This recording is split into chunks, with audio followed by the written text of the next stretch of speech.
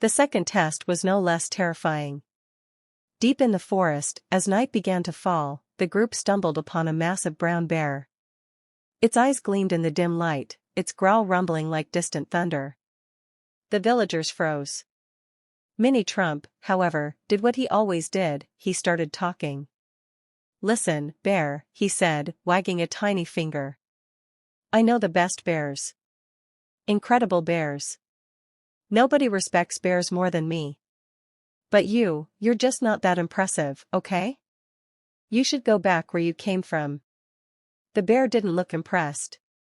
It took a step closer. Putin, steady as ever, raised his hand to signal silence. Slowly, he approached the bear, speaking in calm, low tones. He didn't fight. He didn't run. He respected the wild. Within minutes, the bear lowered its head and lumbered away. Minnie Trump sighed with relief. "I totally had it under control," he said, though his knees were still shaking. Putin only gave him a quiet look. For the first time, Minnie Trump didn't argue. Deep inside, he knew, sometimes strength wasn't about shouting the loudest. Sometimes it was about respect. Challenge 3, the lonely night. The hardest trial wasn't the ice or the bear. It was the silence. On the second night, under the wide Russian sky filled with stars, the group camped in the woods. The villagers shared songs, laughter, and warm fires. But Minnie Trump sat apart, hugging his knees, shivering not just from the cold, but from something deeper. Back home, he was always surrounded by noise, cheers, cameras, constant attention.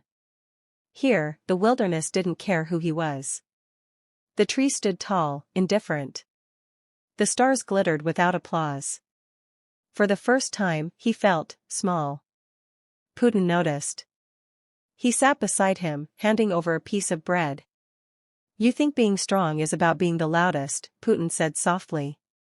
"But strength is surviving the quiet. Accepting you are small in a world much bigger than you." Minnie Trump looked at him, stunned. For once, he didn't have a comeback. He just ate the bread slowly, the firelight flickering in his eyes. The final challenge, climbing the ridge. On the third day, their last challenge awaited, a steep ridge overlooking the village. The climb was harsh, icy winds whipping at their faces, snow blinding their eyes. Putin scaled it with steady, measured steps. Minnie Trump lagged behind, slipping, cursing, declaring, "This ridge is rigged. Totally unfair." But every time he stumbled, the villagers cheered him on. "Come on, little guy. You can do it." Their encouragement lit something inside him. Step by step, he clawed his way upward, his tiny boots slipping but never stopping. By the time he reached the top, his face was red, his body trembling, but his spirit soared. The villagers erupted in applause. Putin stood beside him, looking out at the snowy horizon. "You made it," Putin said. Minnie Trump grinned, chest heaving. "Of course I did. Nobody climbs better than me. But, okay. Maybe I had a little help." It all began on a cold, misty morning in the Russian countryside. The air smelled of pine, wet soil, and wood smoke drifting lazily from distant chimneys. Villagers bundled in heavy coats shuffled along dirt paths, carrying buckets of water and food baskets. Somewhere beyond the snowy ridges and frozen lakes, a small yet surprisingly loud figure was preparing for the adventure of his life. His name was Minnie Trump, a pint-sized version of the man you've heard of, only smaller, louder, and somehow even more dramatic. "Russia, listen up!" Minnie Trump shouted at the top of his tiny lungs, his golden hair catching the weak rays of morning sunlight. "Today, history will be made. The greatest outdoor challenge of all time is here. Nobody has ever done it better than me, believe me." The villagers chuckled. They had seen many strange things in their lives, bears riding bicycles, vodka festivals that went on for days. But nothing quite like this miniature version of a world leader declaring a survival challenge in their backyard. And then came the man who would either guide him or break him. Vladimir Putin himself appeared, calm as a frozen river, wearing a thick coat and boots that crunched on the frosted ground. He didn't shout. He didn't need to. His very presence demanded silence. You think you are ready? Putin asked, his deep voice rolling across the field like distant thunder.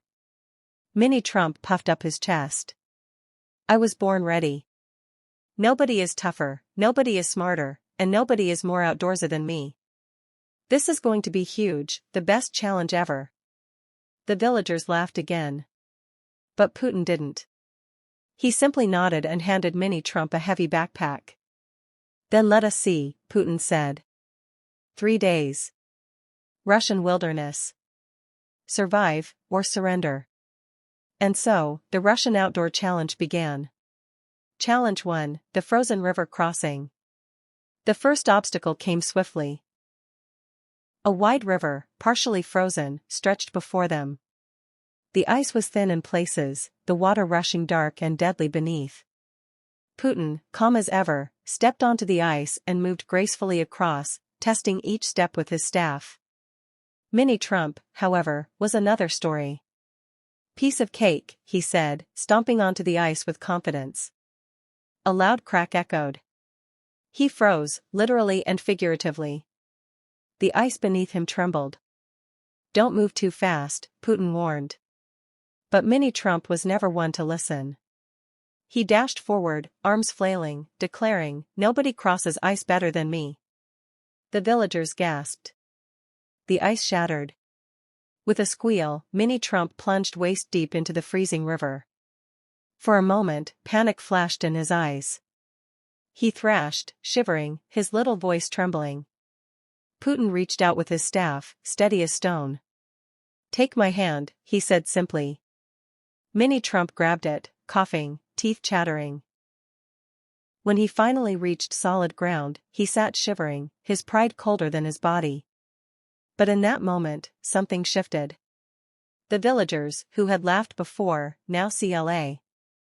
When they returned to the village, Mini Trump was no longer just the loud little man everyone mocked. He was the guy who fell into a frozen river but climbed out again, who faced a bear with trembling knees but didn't run, who admitted that sometimes, even the greatest need others. The villagers welcomed him with laughter, food, and music. For once, he laughed with them instead of at them. And as the night wore on, he stood up by the fire and shouted, Ladies and gentlemen, I learned something huge, really huge. It's not about being the biggest. It's not about being the loudest. It's about surviving together, respecting each other, and never, ever giving up. Be kind always. The villagers cheered. Even Putin gave the faintest smile. And under the starry Russian sky, Mini Trump finally felt like a giant, not in size, but in heart. Closing for YouTube. And that, my friends, was the tale of Putin and Mini Trump, a little guy's big Russian outdoor challenge.